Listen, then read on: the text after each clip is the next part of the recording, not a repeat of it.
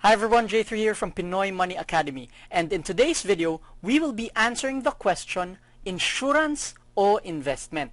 Nakita ko itong question na ito posted sa Facebook, so I wanted to answer it because for those who are already familiar with insurance and investments, this is a weird question.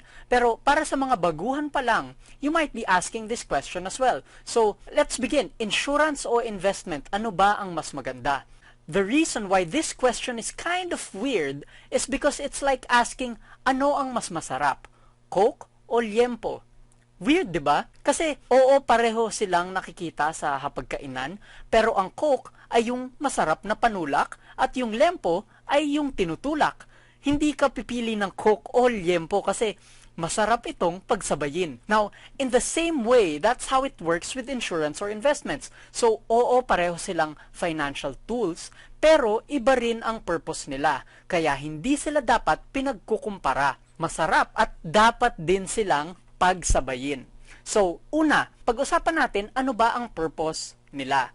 Ang purpose ng insurance is to protect yourself from risks. Mga bagay na hindi ka nais-nais at hindi natin alam kung kailan mangyayari. So, ang ginagawa ng insurance ay parang safety net sa'yo na kung ikaw man ay malasin, mamatay ng hindi oras, maaksidente, magkasakit, masunugan, may pera na susuporta sa'yo para hindi ka biglang malubog sa utang.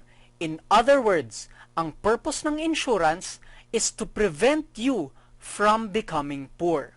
Ang investment naman ay para ang pera mo ay lumago. Para ang 1,000 pesos ay maging 2,000 pesos at ang 2,000 pesos maging 5,000 pesos at ang 5,000 pesos maging 50,000 pesos and so on. Ngayon, maraming iba't ibang klase ng investment tulad ng sa real estate, negosyo, stock market, bonds, precious metals at iba pa. And so, ang basic purpose ng investments ay to make you rich. So, ulitin ko lang yung difference. Insurance is there to prevent you from becoming poor kapag ikay minalas. Investments are there to make you rich. Another way of saying this is, insurance is there to protect what you have. Investments are there to grow what you have. Parehong financial instruments ang kailangan para makapagtayo ng solid financial foundation. Ngayon, maraming iba't ibang uri ng insurance at investments din. Ang insurance ay nagkakaiba, depende kung ano ang pinoprotektahan nito. So, for example, if you want to protect your home, you get property and fire insurance. If you want to protect your car, edi may automobile insurance ka. If you want to protect your health, you have healthcare. And if you want to protect your loved ones after you pass away, yun naman ang life insurance. Kadalasan sa bawat uri ng risk, meron tayong insurance. Ang tanging risk lang na alam ko na hindi mo pwedeng makuna ng insurance ay ang risk of a broken heart. Diba? Anyway, for investments, we also have different kinds of it. Each one varies in terms of objective naman. So, if your goal is capital preservation, dyan pumapasok ang time deposit. If you have an objective of aggressively increasing your cash flow, then you should invest in a business. If you want quick cash, then you can go into flipping real estate properties or trading in the stock market. If you want to slowly grow your money, you have bonds and other government securities. Iba-iba rin ang investments na available depende sa iyong objective. Now, hindi na tayo papasok masyado sa details ng iba't ibang klase ng insurance and investments.